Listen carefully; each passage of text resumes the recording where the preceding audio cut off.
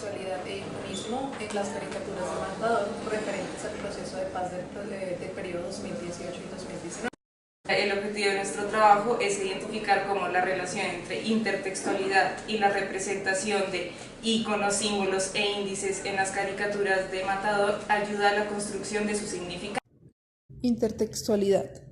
Barthes establece que es una relación de reciprocidad que existe entre los textos. Esta teoría refiere que no existe la concepción de un texto independiente, más por el contrario, cada texto es un entretejido que nace de otros.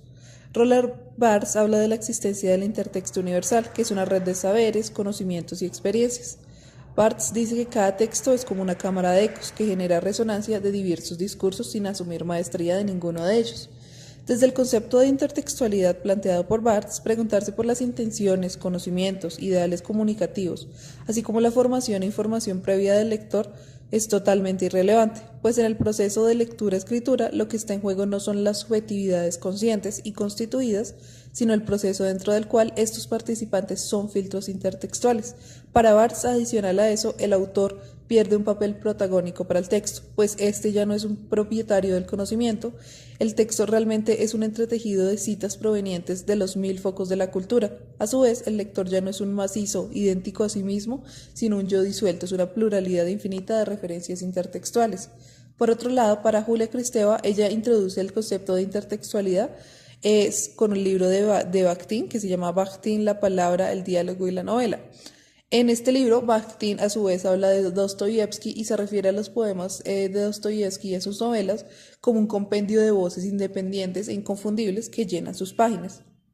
Kristeva introduce el tema de ideologema como función intertextual, integradora y diseminadora que acoge lo social y lo histórico como texto. Según Kristeva, el espacio textual posee 3 dimensiones: el sujeto de la escritura, el destinatario y los textos exteriores.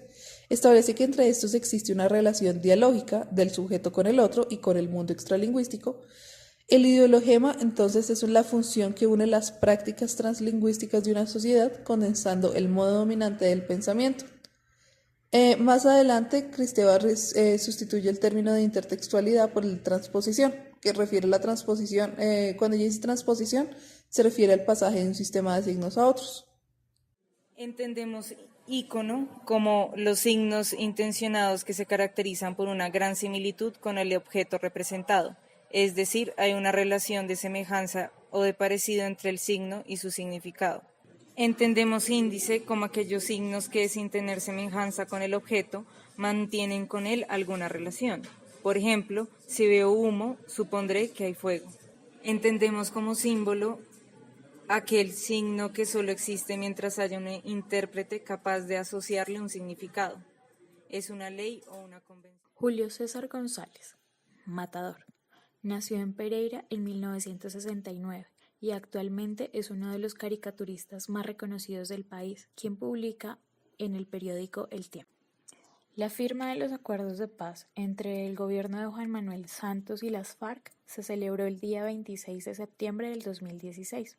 A partir de esta fecha se comienza un proceso de implementación de unos acuerdos y mecanismos que garantizan el fin de un conflicto armado que ha durado más de 5 décadas en nuestro país. Para este trabajo se tomaron 4 caricaturas de Matador divididas de la siguiente manera: 2 del año 2018, de las fechas del 22 de enero y el 11 de marzo, y por el otro lado, unas del año 2019, del 11 de enero y el 12 de febrero. Posteriormente se elabora un cuestionario de 4 preguntas para cada una de las caricaturas y fue aplicado en 5 sujetos para obtener un total de 80 respuestas que se analizaron y las cuales vamos a mostrar algunos de los resultados a continuación.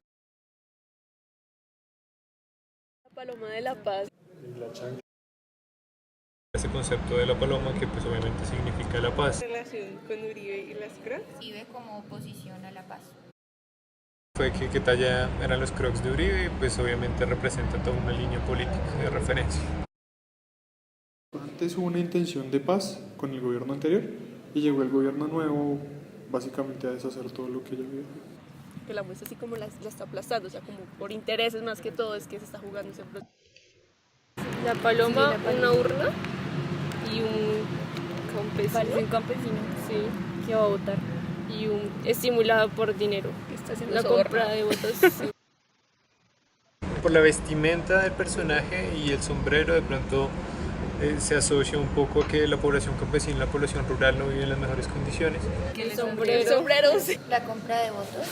Está el dinero que viene de una persona pudiente, lo cual se puede ver como por la manga. A la paloma que está como esperando. Entonces yo creo que eso es como la votación que hicieron para lo de... El plebiscito por la paz pudo ser para el plebiscito, pudo ser para las elecciones. presidenciales. Y me parece pues el título súper genial porque electorado cómplice muestra cómo es el poder que tenemos cada uno de nosotros para abordar las problemáticas del país. Es la corrupción. El proceso electoral que se da en Colombia, ¿sí? Que es una persona que tiene necesidades muy inmediatas, en las cuales vende su participación política y es recibir un pago a cambio de una decisión. A Santos, a la Paloma de la Paz, está una representación de Uribe, un perro. Ese es Uribe. Que Uribe. Las gafas y el cabello. Sería por el cabello y las gafas. La palomita obviamente con los ojos así en X, como ya muerta básicamente. Chimuelo no era un pajarito que murió y que el niñito lloraba por el pajarito. Sí. Poner elementos de relevancia nacional y de relevancia, digamos, como pasajera o de moda, que vendría siendo el video viral, y combinarlos pues permite digamos una apreciación bastante divertida. Ahí quiere dar a entender que Uribe está cazando la paz, o que la cazó. Y ahí está Santos diciéndole, interfiriendo en que se la lleve. La JEP representada en la palomita. No sé quién es este señor. Pues Duque es el que pasa a tener las Crocs. Esto de Duque como sucesión de Uribe. Ajá. Que está bajo su misma línea política, incluso que quiere tal vez parecerse de alguna manera. Igual los lentes y el sombrero de pronto hacer un poquito de referencia pues, a Álvaro Uribe, pero pues no estoy tan seguro de ello. Si Duque es la marioneta del expresidente Álvaro Uribe, pues... El bigote, el sombrero. De pronto un bate, que significa que están torturando la paz. No sé si Iván Duque de pronto por la posición, la postura que se le ve con la cabeza y es como, ok, lo que usted diga. Nariz como de marrano. Esto no es como, digamos, tipo El Padrino. Con toda la cultura popular de las mafias y se da a entender, digamos, el estar atado, los sombreros italianos. Con el diálogo de que parezca un accidente, ellos es el discurso de como, bueno, nosotros no podemos ir tan abiertamente contra la paz como si fue en su momento del plebiscito, pues porque ahora pues tiene otra connotación. Ante la opinión pública no vamos a hacer como nada escandaloso, como que nos vengan a decir como, uy, ustedes están queriendo tirarse la paz que se firmó. Pero quieren cambiar muchos acuerdos que se habían tratado en el acuerdo pasado. Algo que pudimos observar es que las personas entrevistadas, no todas, comprenden o referencian los intertextos que Matador plasma en cada una de sus caricaturas. Pudimos comprobar que el texto en las caricaturas también es algo fundamental para la interpretación del lector. Entonces vimos que en esas caricaturas donde Matador había agregado un texto extra, por ejemplo cuando hizo referencia a lo de Chimuelo, cuando hizo referencia y dijo que pareciera que fuera un accidente, ayudó y aportó para que el lector pudiera dar más significación en esa caricatura. Entonces un mismo elemento, como por ejemplo el de las Crocs, puede ser a su vez un índice, un icono, un símbolo. Entonces, por ejemplo, las Crocs son un icono para los que no la relacionan con Uribe, entonces dicen es una chancleta, representa una chancleta, pero por otro lado se convierte en el símbolo de Uribe cuando se empezó a hablar de que él fue una vez con Crocs y se convirtió en ese símbolo, pero también se convierte en el índice cuando está representada en una caricatura donde aparece Duque, porque ya no representa a Uribe, sino a alguien que es afín a los ideales de Álvaro Uribe. Entonces ahí es un índice. Entonces ahí podemos ver cómo todos los elementos se pueden ver tanto como ícono, como símbolo o como índice en las distintas caricaturas. Tal y como dijo Barthes, hay un filtro de lo que puede entender realmente el lector cuando está pues, leyendo lo que produjo el autor.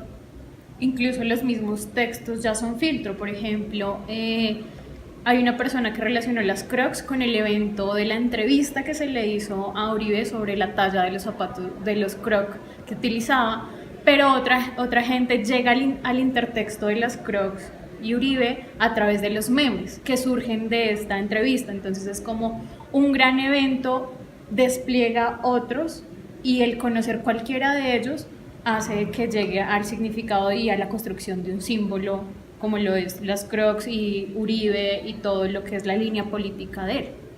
Y también otros conocimientos como películas que no están relacionadas específicamente a textos del contexto colombiano, sino, por ejemplo, la mafia con películas como El Padrino, que son otros textos que salen de solo el universo colombiano.